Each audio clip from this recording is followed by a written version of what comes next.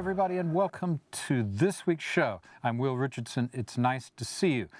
I have with me for the full hour, as Larry King used to say, Olgierd Ujiembo, sinologist, culture warrior and expert, Russo maniac? No. Russo expert, we'll call you. Expert is such a weird word, though, to describe anyone. None of us are really experts. Even scientists who are great in their particular field are still learning every day, so we're all learning.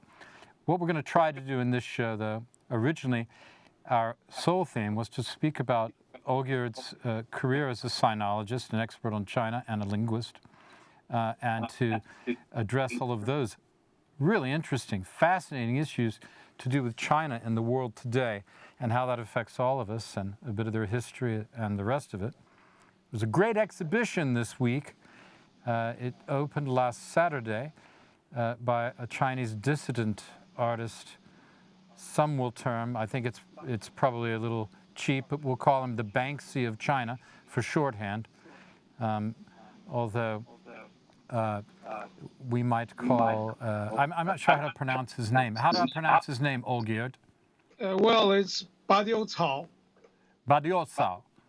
Badiou Cao. Badiou Cao. So let's just say Banksy is the Badiou Cao of the rest of the world. Well, as my friends, I actually had a very interesting experience because we visited the Badiou Cao exhibition with some friends who are actually historians of art and people very interested in semiotics of art. There is an ongoing conference on writing systems and semiotics of visual communication right now in Warsaw, or it just ended. And we visited with a couple of professors. An artist came down to us, and we actually talked for quite a long time. The artist came? Yeah, the artist came. And those gentlemen say that Badiou Cao, as opposed to Banksy, is a real artist. Yeah, that's what my impression, and I told him that because he was there when I took the tour on Saturday. And you're saying he was with you yesterday? He returned. Yep. He returned to Warsaw. Yep. Because he had been in Norway or Scandinavia, right? Yeah. My impression is what I told him was that he's not just an artist doing installations. He's a classically trained artist. It's very apparent from his work. I mean, he's a guy who could paint beautiful, standard, traditional styles, probably in Chinese styles too, although I didn't speak to him about it. And this was very apparent. But the cleverness and the integration of obvious visual artist's talent with the installation makes it one of the greatest installation exhibitions I've ever seen.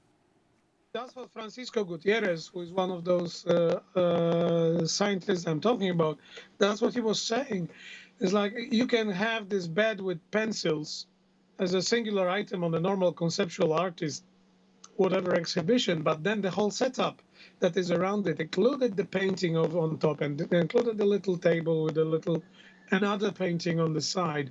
It makes it a composition that is actually very classical in its reading, and it's excellent. Yeah, I was overwhelmed. I told him I fell in love with it. I hope he didn't think I was going too far, but I did. And conceptual art's a hard sell with me. Generally, I mean, I love art, but I spent, a year of my life probably in art galleries over the years. But I used to know where every painting was in the National Gallery in London. I knew where all my favorites were. And, for example, in the National Portrait Gallery and so forth, the Tate. I knew where everything was that I liked and would go for all the new exhibitions. But what I found also was very interesting was there wasn't a crush of press or anything really there at the exhibition, and there weren't that many people. I would count less than 50 people at an exhibition, which I would say is similar in the lack of attendance to a story that the photographer Richard Horowitz told me about early photographing of jazz artists in the 50s, early 60s in New York. Of course, he was a friend of Polanski and his father was Horowitz's father was the right hand of Schindler. So not only is Horowitz a great photographer and groundbreaker in imaging, that was later done by computers. He was doing imaging that was later taken over by computers. He originated it, mostly for the advertising world. But not only is he's famous in his own right, but also his father, being the son of the father, right hand to Schindler. And all that story, from the concentration camps. It's also an interesting story. But he told me he would go to these exhibitions of, these little, jazz gigs and good clubs in New York, and he saw Ella Fitzgerald with 4 or 5 people in the audience. And this was when she was really famous. So I thought it was like that. I thought immediately of Richard's story. And I said, wow, underappreciated. Even with all the publicity this particular artist, this Chinese artist is, and fascinating. I'm going back, I took a lot of photographs so I would remember it. But I will be going back. I'll be writing an article about it. Anyway, it was very good of him to come back and meet you. That's wonderful. How was that meeting with him? I'm sorry, you invited me. I'm sorry I couldn't come, but I really couldn't. Yeah, well, there was a couple of, I told him that there were professors and other people interested in his art. Mm-hmm. And I know that he met with some other friends of mine from Chinese department the other day as well, so he's quite available. And his English is good. No, he's he's almost fluent, I'd say. So it was excellent because I did not have to translate. Yeah. And I could concentrate on listening. And the part is that he's not only classically trained and he's really thoughtful about his art, but he's also very versatile in the way he expresses it in a modern way. So when you talk to him, I don't know whether you noticed, but there is a small screen with the image of his Twitter account and death threats that are coming in from Chinese troll army. Have you noticed that one? I haven't. It's within the exhibition, as a part of the exhibition. I haven't noticed, but I'm not surprised. Because he is... Go ahead. It's a real problem there with attempts on his life. There are threats to his family. And it must be really hard to him, to at the same time keep being so open, and at the same time to be wary of whatever may happen to him. Not coming back to the art, we were discussing a lot. There was some funny parts. Like I was talking with him about one of the pieces of art when you've got the soya bottles and the picture of Xi Jinping, and the soya bottles are called on the things that were happening in Hong Kong. At the same time, I asked him whether the soya bottles are not also recalling the Tiananmen. He said, in a way, yes. And then I asked, oh, so the little bottle in Chinese is Xiaoping, so that means it sounds like a name of the Chinese leader of the time, Deng Xiaoping. He's like, okay, I did not put that one in, but it's a good idea. Very interesting that you picked that up. For people who don't remember, who'd be watching this, Tiananmen Square, 1989. That's the famous, people will remember from photographs and news, and it's available on YouTube, of course, the picture of the man carrying the shopping bags and standing in front of the tank by himself, where he could easily be crushed. So the lone individualist going against the power, the steamroller, intellectual and physical, of the state. Beautiful image, and an image for all time, speaking against tyranny. And of course, the artists were repressed, and some of them were jailed. Others had to leave the country as quickly as they could. A lot of them with very good family connections too had to leave. They were the intellectual elite. These were not. They represented the street in the sense of the art they were doing, but and the wall, the art they put on the wall. But they were of the elite of the country and the most privileged. So this was quite a thing in 1989. Of course, that's the same year as Solidarity in Poland. It was a big year, 1989. Yeah, it was actually a big day because on the very same day when the students' revolt was crushed in Tiananmen, it was the first so-called free election in Poland. It was not entirely free, but it was the freest until then, and it is considered the day that the democracy was reborn in our country. So Yes. it's kind of symbolic. How I'm curious. How does the artist react to being in Poland at this time? Is he familiar with Poland? Well, he pretty well knows what's Poland about. He has friends in Poland. He's aware of political situation in modern Poland as well. And yeah, it's the thing that shocked him most was not Poland, was the fact that the representative of chargé d'affaires of Chinese embassy, actually, because now I know who was it. The chargé d'affaires of Chinese embassy went privately, without forewarning, to the museum itself, demanding that the exhibition be cancelled. Yeah, that was widely publicized. I even saw him doing an interview with CNN on the evening before the opening, or the day of the opening, actually, on the Friday. It's a week ago. It's ridiculous because a chargé d'affaires of a superpower going on to not the biggest museum in the world to cancel even smaller exhibition. Strange. Well, it's an indication how important this guy is, and yes. The Chinese understanding the stage that Poland, the stage he's operating on by being in Poland and Warsaw. Yes, and we have to remember the artist also talks about not only Poland or China, but he mentions in his art, and it's a really strong, also the Russian problem we have. Yeah, I mean, this is true. He has the famous photographs. I'll try to put some photographs under this under our talk so that people can see the exhibition. Oh, by the way, he is reacting to it so fast that he's already put up a small picture of Prigozhin stabbing Putin in the back. Oh, really? On his account. So if you have it on my wall and in Facebook if you look through it. How did you get in touch with him? Because I'm trying to get in touch with him. Did you use the contact I gave you? Nope. You used a different one. I have found my way around, and I'll keep it secret. You'll tell me later. Yeah. No, I don't want you to tell me on air. I just meant, yeah. Because obviously he's bombarded on the regular accounts, and so I couldn't get through, even though I did talk to him and invited him to the program, which I said, you can come anytime. You can do it on Skype. It doesn't matter. You have an open invitation for an hour of talking about your work. Right.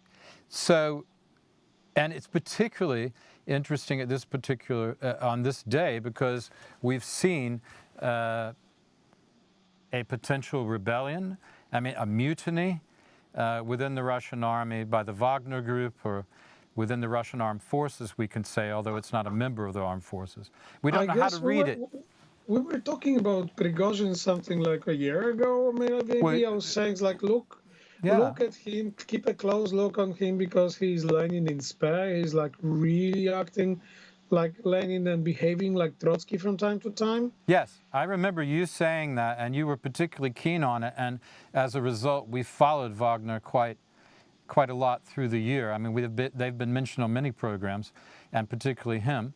But I remember that was you saying, watch this guy. He's not to be trusted, but yet he is a kind of Lenin-Trotsky thing, but also it's the sort of Mussolini or modeled on the Caesar, moving on Rome with rather a small army, but dedicated, with a purpose. Well, they call it March of Freedom, Firstly, secondly, he's got at some point in a recent month, he got following that was calculated by independent media that his following on the internet actually was bigger than the regular Russian propaganda machine. Yeah, So he's this is enormously interesting. popular. Yeah, go ahead. This is interesting. And well, in the situation that is now on the ground, apparently he took Rostov-na-Donu. He took at least parts of Voronezh to the point that Russians had to bomb Voronezh. And this is the most, talking about Pavel Tsao, who is the author of many memes. There is a meme that was circulating Russian internet for years already. It's like when Russians are pissed with some other country, they usually bomb Voronezh. Well, By mistake? by mistake. Yeah. Now they started bombing Ukraine for a long time, but finally they are bombing Voronezh again. So that's a good sign. It's a sign that Because the Russian forces confusion. actually bombed the hell out of the fuel park in Voronezh just a few hours ago. Yes, they bombed the fuel because they want to the fuel dump, their own fuel dump, Depot, yes. because they depot, because they don't want the leader and the leader of Wagner Group, Prigozhin, and his tanks to be refueled, presumably. Yeah, but that's ridiculous because they know they cannot keep Voronezh, and that's a big city. If you bomb a fuel depot in such a situation, even me, who am a linguist, I'm not a military expert, but that means you're not hoping to keep it. Yes, I mean, he's not far from Moscow. That's always been part of the Well, fear. Voronezh is 12 hours drive. Yeah. On tanks. Yeah, it's a day if you move fast, day and a half. But provided that he's not encountering any forces that will fight against him, although that might also prove difficult because a lot of people do not want to fight against him. Yeah, this is the problem, isn't it? And also, he is classically, with a large force, well-armed, well-trained force, the best fighters in the whole Russian army, by example of what we've seen, way behind the lines, and with no one between him and the capital. This is a classic situation. Yep, and I don't know how it may develop. The only thing I'm saying, and I was saying that a year ago, keep him under close watch, and whatever happens, it would be very bad if he really becomes a power in Russia. Yeah, what does it mean if he is able to wrest power from Mr. Putin? What does it mean for Russia? Well, he can put out Mr. Putin. Yeah. And that will be really interesting. But then we have to put out. That's all right. He'll be Mr. Put Out. He was Mr. Put In. Now he'll be Mr. Put Out. Good point. Yeah. Well, what do you think it'll mean? I'm afraid that Prigozhin is going to be even more dangerous because of his rhetorics. I was telling you about that a year ago. And I think that situation did not change, although now he's posing himself as a person who may actually stop this war. But I'm warning and warning, if he stops this war, it's only to pick it up later. Yeah, it's only for him to regroup, consolidate power within Russia so he can then, with that greater organization and power concentrated, turn into a war economy and then restart the war. Yes. Yeah. Only this time, his whole with more effective leadership, at least in his opinion. Although it did take an awful lot of blood and armaments to eventually take and eradicated Bakhmut, right? Yeah, I mean, he's not some miracle working warrior.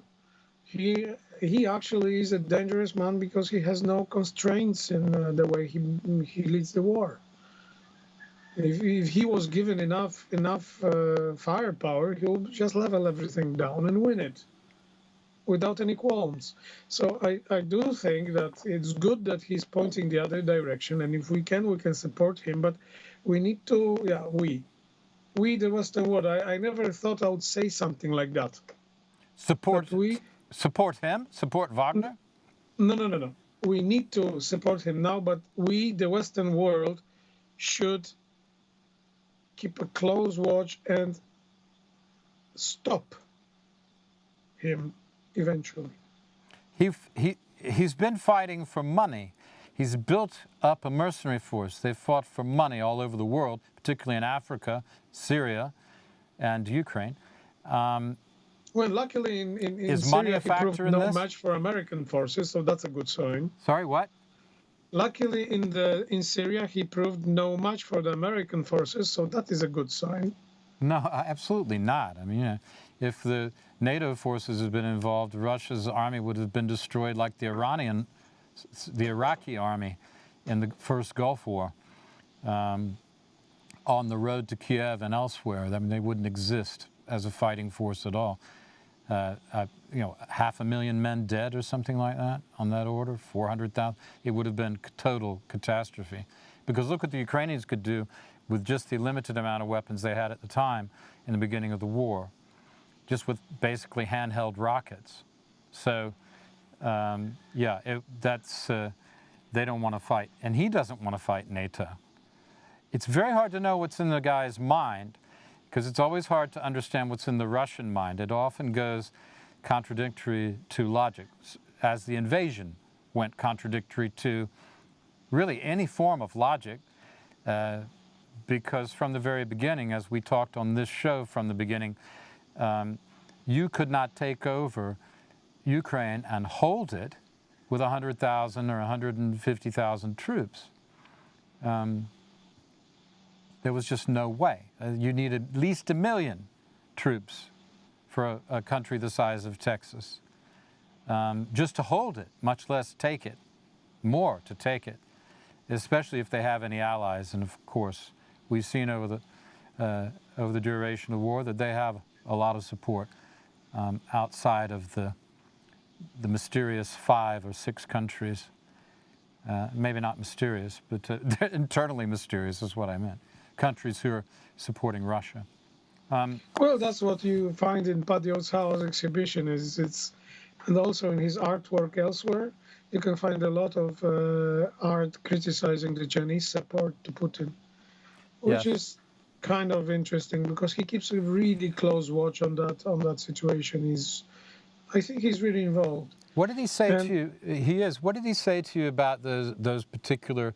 There's one room that has the photographs of Xi, and then a painting of Xi and a painting of Putin, and they are gnawing on raw meat and looking pretty savage, but also satisfied. Did he say anything to you about that particular room? Well, we were actually talking with Mr. Gutierrez and Mr. Lugones, who are the art historians. One of them, at least. The other one is a specialist in visual communication, and this is very close because this actually he used Goya's pictures, the very famous series of dark series that Goya painted for himself to be placed at his home without other people seeing it, other than his own family. And this is really interesting because that's Saturn devouring his children. And it's very symbolic because that's the father figure. So these two are supposed to be father figures of the nation that are devouring their own children. And that's true, because one of the things that Russians say very often is that Putin took away the future of the children of Russia. Absolutely. Basically with the situation now, when Russia is an outcast, it's a leper of the international community.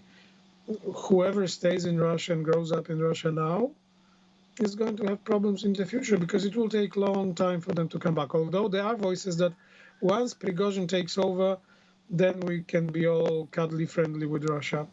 I don't know. I don't think that's true at all. Some of the Russians, they think that's true. Some of the Russians say that. It's unbelievable what goes through their minds right now. I've been listening to all the Russian sector of the internet. They're even in more, like, for us, is eating popcorn and watching carefully. For them, it's like all hell broke loose. Finally, they have war in their own country, a serious war. Take a break now. We'll leave it with there, and we'll take it up when we come back. Enjoy these advertisements. They keep us on the air. and buy everything and subscribe to There's a Will on YouTube and Facebook.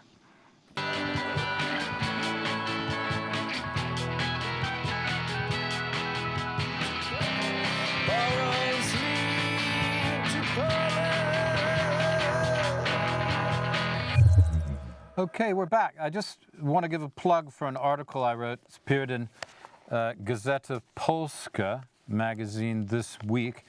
It's called The Heart of the Problem. W sercu problemu means the heart of the problem. It's about that clinic that we interviewed the entrepreneur who started the clinic, which is dealing with PTSD and replacement of lost limbs for both civilians and particularly soldiers. And it's a groundbreaking place, not only in Ukraine, but in the world, serving as a model for many people right now.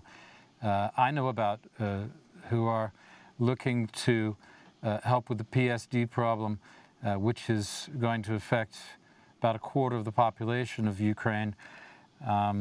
They predict maybe more, and also the enormous problem of the wounded, and well, what's needed to make them as whole as they can be again.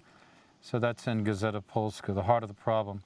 And it was a fascinating show we did with that doctor, and talking to Patrick Patterson, who did the photographs for this, who's been on the program a number of times and actually brought that story to my attention. How is Patrick doing with his PTSD? To my attention. Patrick's in the States. He's doing much better. He's relaxing. Because I remember he was pretty shaken last time we were talking. He was pretty shaken. He'd been through a lot, as have all the citizens of Kiev and people along the front.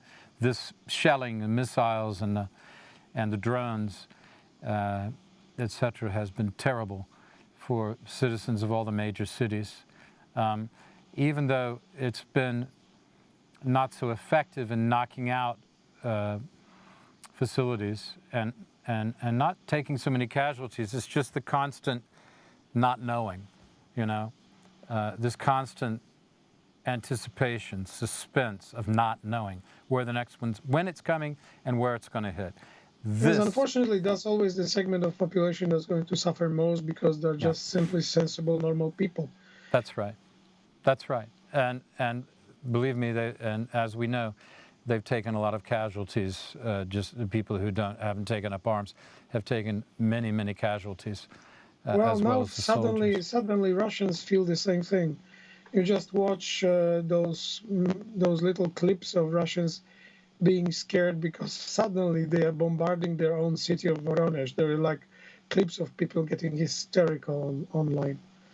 Well, it's extraordinary. This has been foreshadowed, though, not only by the words of the Wagner leader Prigozhin, but also... Prigozhin. Will you learn that name? What is it? Prigozhin. Well, sorry, Prigozhin. Yep. Yeah. Every language is different. The spelling from Russian, the spelling from Ukraine, spelling from Polish, they're all a little different. Yeah, I know, it's very confusing. confusing. It's confusing me. I try to, which language am I? How can we have so many languages in such a little space? I know, it's maddening for us slow-witted Anglo-Saxons. At any rate, that was a warning with him. But that foreshadowed these events, even as long as a year ago. But also the recent attacks of the Russians, probably combined with some Ukrainians, on the borders, along the borders and the border towns of Russia, sort of foreshadowed that things were amiss. And just as they are with Belarus, because we've had Belarusians fighting along the front. With those attacks, for Ukraine. Yeah, go ahead. It's really funny because the Russian propaganda, of course, plays them down. So the only people that will be scared will be the people on the border. And now that they show up some clips of Russians from Siberia saying, "Yeah, we saw some." There were some clips with Polish people reporting because they are in the same group with Russians. There apparently were some Polish soldiers, volunteers, So now the Russians saying that there is 80,000 people, Polish soldiers that died. Now, if there had been And a that's substantial Polish contingent, oh boy, you'd have heard about it from Poland. You wouldn't have been able to keep that secret. That's just more nonsense. But yeah, of course, there are volunteers from yes, an it's array of unbelievable. countries, including obviously It, Poland. Yeah. Go ahead. there was a Japanese guy fighting on the Ukrainian side, which was the most amazing for me. And I understand the guy now; it's absolutely understandable. And now the image of the war that they had, that it is somewhere else and it is not so important, there is some bad NATO. Now they have their own troops bombarding themselves. There is the Prigozhin, who they know is Russian, he's not NATO, coming towards Moscow.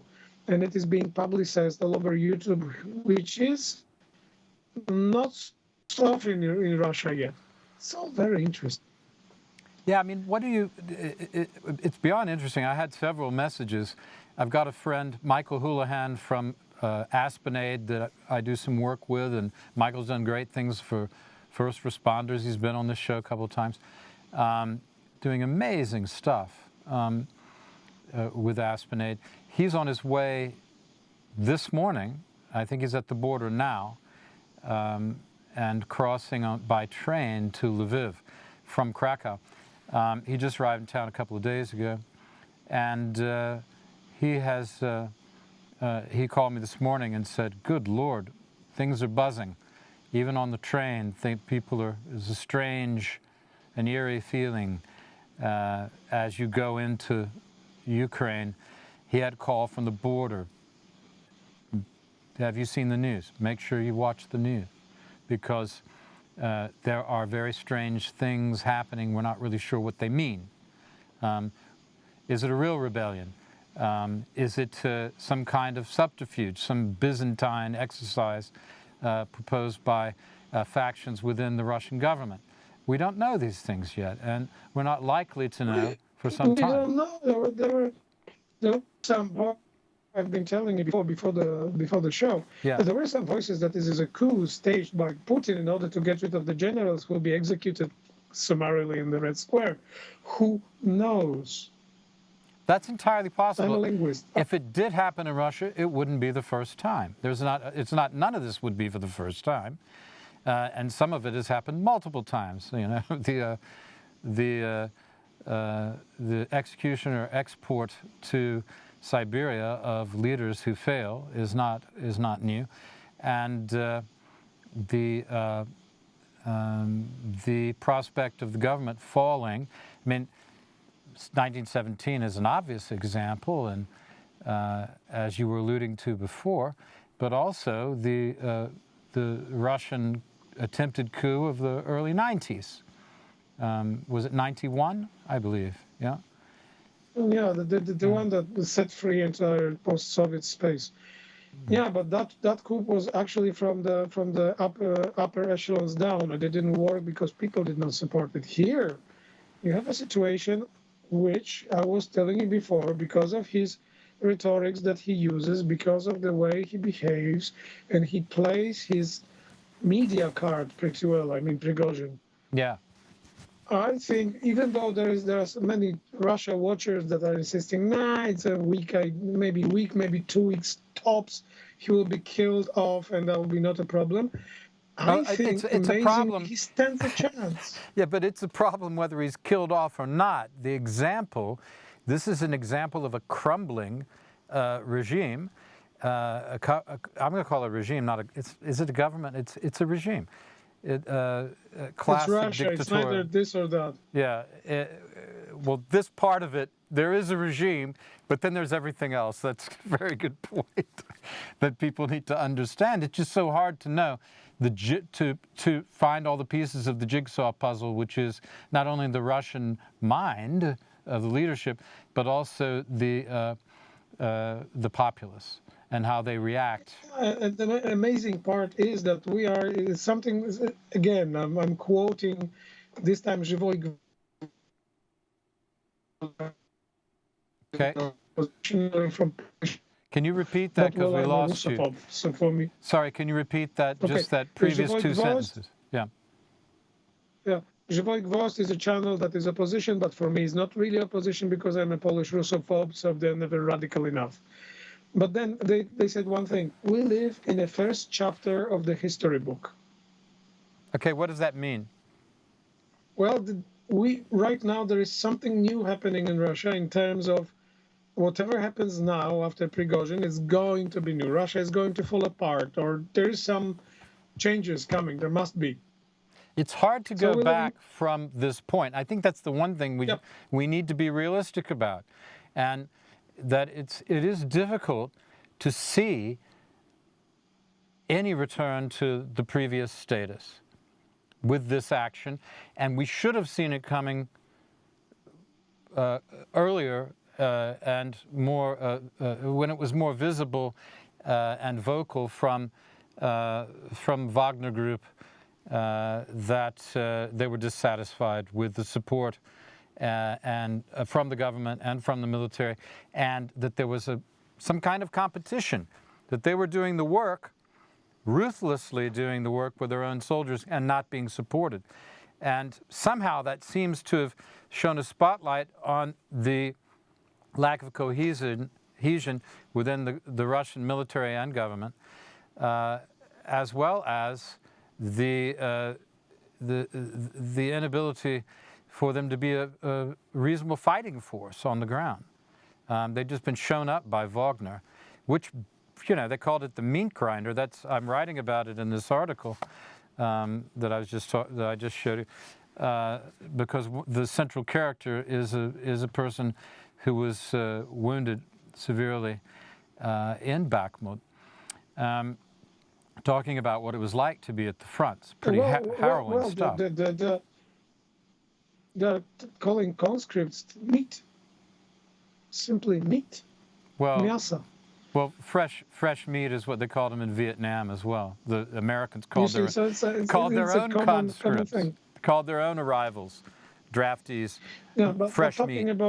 But more ironically, what is happening in Russia, it's kind of interesting. The words of Polish president that are making circles around Russia and internet. Have you heard what our President Duda said recently? No, I mean, you were breaking up, so... Not if Russia... Tell us. If Russia attacks a NATO country, it needs to be put out like a wild animal that tried the human flesh. Duda said that? Yeah, actually checked it. Yes, it is his words. Strong words. If Russia attacks NATO, one of two things will happen. Three things. NATO will do nothing. NATO will destroy Russia's army in a matter of a day or two, its effectiveness, or there'll be some kind of nuclear exchange. Those are your three options, I'm afraid. We've been studying this for a year. Those are the options. Yep, exactly. So I wonder what happened to Duda that he said that. But on the other hand, Russian sources are quoting only the last part. So Russia needs to be put out like a wild animal. Yeah. Well, as we can see, the Russian sources are no good at all, because there is not even a semblance of objectivity, and so therefore, it's 100% propaganda all the time. Yep. And which we see mirrored in the Western sources who repeat it. You know, things like, I mean, the Western sources who are backing those Russian sources, who are supposedly, the Western ones are supposedly independent. Some of them have an axe to grind, like academics who, if their whole life's work is about understanding Russia, if Russia proves to be not understandable, then their life's work, they got to start back again. They're like people like Jeffrey Sachs, for example. He's in a lot of trouble because he forgot to read Gogol and some of the other people, so he would understand better what Russia, this what we can call grand guignol or macabre side to Russia, which is absolutely essential to know. Yeah, it's always, well, we have a freedom, so we can express whatever we want, and then we have Tucker Carlson, which is really interesting to watch what happens to the guy. With oh yeah, well he's a leader of a non-understanding, in totally closing one's ears and eyes to what's actually going on because of a preconceived notion that the United States is here and then there's abroad, and we just occasionally will dip in when it's effective for us, but really we shouldn't pay much attention. That's Tucker Carlson, a man who's apparently very ignorant. Hard to believe, but extremely ignorant about foreign affairs. You know, just mind-boggling. But not the only one. There are people much worse than he. Because what? He's espousing some. He's showing some views that are popular in the Western Hemisphere. Well, in the Western world, because it's not really Western Hemisphere; it's all over the world too. And yeah, it's interesting for me to watch, and I still sign to the view that we need a freedom of press and so on. But yeah. No, you need it. I mean, I watch everything, don't you? The Russians use it.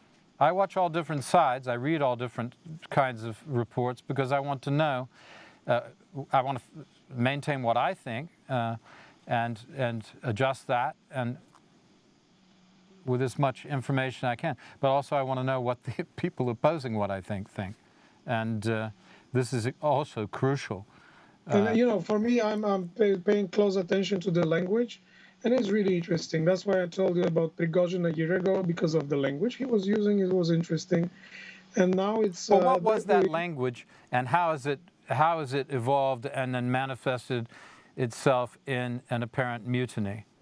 Well, he was using very strong language, especially the parts that he was using the prison lingo.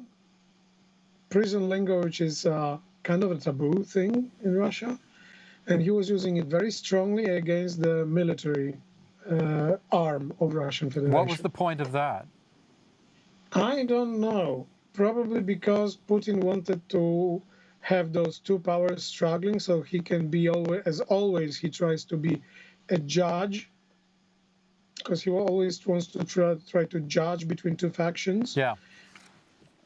He wants to be above it and somehow manipulate them, but also to keep himself in power. But he has to be careful. But this is a dangerous game. If you've got three or four strong factions, it's easier. Yeah, go ahead. Because the way that Prigozhin was using the language was also empowering him immensely with the Russian, so-called deep Russia. The street. Because he's using street language. He's using street language. Yes. That's the point. This is also the trick that Bolsheviks used. Gosh, that's a good point. That's a very good point. To make themselves close to the local people. And Prigozhin was using that to no way. He was really strong with it. So he's... kind of language, even though I'm sorry, I have somebody calling me. Yep. Can you hear me? Yep. It's okay. Okay. Yeah. You're allowed to do that. I remember. So the language he was using was kind of scary in a way, because he was appealing to the really bad feelings that are in Russia, but at the same time, some of it was used on the first channel of Russian TV, so the most state-sponsored TV station, the most expensive TV station in Russia, was repeating it. There were Prigozhin-like people there, respouting whatever he was saying, even though Prigozhin, which is pointed again, was not mentioned there. So Prigozhin, this is a good point. He's kind of, you just raised it, a very interesting point I hadn't considered until right now. I'll throw it out there and see what you think. That he is a kind of populist against the elite, and this really gives a much stronger case to the idea that this might be a very serious rebellion. I mean, it's a real attempt to immediately see the Russian military is not recruiting those people. He could get them in the streets and recruit them immediately to his movement. That's what we're talking about. Yes. And that's how the Bolsheviks did it. Yes. He's got the right people at the right point with armament, and you've got other people who are not willing really to fight because he is just more convincing. And I've been saying that a year ago. So all he needs to do is recruit those people who don't want to go and die on the front and are already anti their own government from each place he goes, like a Roman legion, and revolt against Rome, and gather those into his army, or more like Spartacus, actually, revolting against Rome. And that's why he called his march the March of Freedom, ironically. Good Lord, I think we've hit on it. I think this is the plan. A city-by-city gathering of people into his army, He's not seen gathering people yet, though. But I think he will. But he's marching really fast, and he took over a 1 million populated city. And some of those people are going to join him. Yeah. It's more like Spartacus than a Roman legion in that sense. I could see it developing that way. That makes sense. A sort of folk movement against the capital and against the ruling elite, who, like the Tsar's ruling elite, have feathered their own nest with gold and have let the people live in misery and poverty and hunger. Yep, it'll be something completely new. I don't know how many people can join him. But then again, our side was calling them to arms for a long time. So maybe they'll finally, go rise up. And on the other hand, it will bring Prigozhin to the top. And this is the most difficult and dangerous part. Well, that's the part. No, I'm not in favor of this. I mean, as we describe it, because I think he's an extremely dangerous figure. Yes. And we have to be really wary of that because it's becoming reality. It is the most extraordinary development, isn't it, of the war so far. This is the most extraordinary development of the war so far. And in some sense, one is led to believe that maybe the war was started in order to keep this sort of thing down from happening, from breaking out. Possibly. I don't know. It may have been part of the strategy. They were pumping Prigozhin up for a long time, so I don't understand, still do not understand half of what is happening at all. I don't think anyone does. I think even the studiers of Russian, the experts in Russia, I bet that the CIA... You know what, experts on Russia are crap. I'm sorry. They are crap. They're crap on Central Europe generally, because they haven't spent enough time generally out here, and they don't learn the language, at least to a communication and reading level, which is essential to understand people really. You know that as a sinologist. We haven't really talked about China. I want you to come back and we'll talk about nothing but China. But right now, events have overtaken us, and since we have been following the war very closely, one of the few programs in Central Europe in English that's been following this, if not the only one that's been following this intensely since it started, week by week. We're bound to cover this. To make a shout out to students from Alberta that I gave a lecture on Chinese, Russian, and Ukrainian propaganda 2 weeks ago when they visited Poland. Gosh, maybe you could write an article about that for this. I was thinking about it. Well, if you're interested in writing about anything, you let me know. I'll help you place it, okay? If I can. Okay. Yeah, I'd be happy to. I also think, as we close out, we've said everything we can about Russia for now, but my goodness, it's an exciting and innovating experience. It's just you don't know what to think. It's rather exhausting. And as my friend heads into Ukraine, I'm thinking about him right now, too, and all the other people we know, both of us over there. The other interesting thing, just to cap, because we're going to have to finish soon, is the Goya reference that you made to the Chinese artist. Say his name again, because I always... Badiou Cao. Badiou Cao. Badiou Cao, as we look at Badiou Cao's work, particularly references to Goya, there's a very interesting piece to be written about the link between what he's doing, what Goya was painting about, and the feeling with that, and how that applies to the situation that we find ourselves in right now. Fascinating stuff. Also, that brilliant neon he does of the execution of Maximilian. And then you have the whole room behind that neon, which is giving you the sound. That's right. This is my duty. But actually, I find that the translation is not the best because the Chinese word that he used is duty and responsibility at the same time. Yeah, in a way, yeah, and there is a difference there. There is a difference in duty and responsibility. One may have a duty and not necessarily a personal responsibility. Yes, and responsibility was a key factor in the discussion of the Russians' action in this conflict. So I find it even more interesting because of that little translation choice that Paddy Otsao made. He speaks enough English to choose duty, although I would still insist on responsibility. And this is very interesting. And I found his English impressive because he was able to take us through the whole exhibition in 45, 50 minutes and about the length of this program and make himself very well understood, which is also the strength of his concepts. They're simple concepts. They're not hard to explain. You don't get lost in any sort of intellectual morass, any intellectual forest.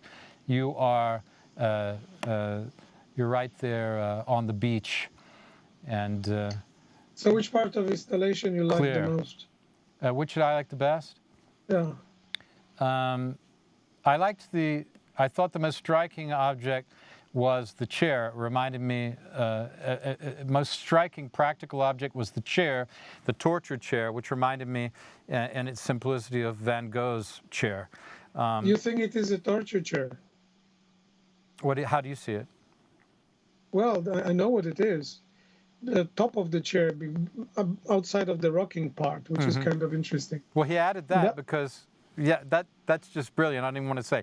It's a rocking torture chair, which I leave it to people to understand why. It's a chair that is used in the court to place the guilty.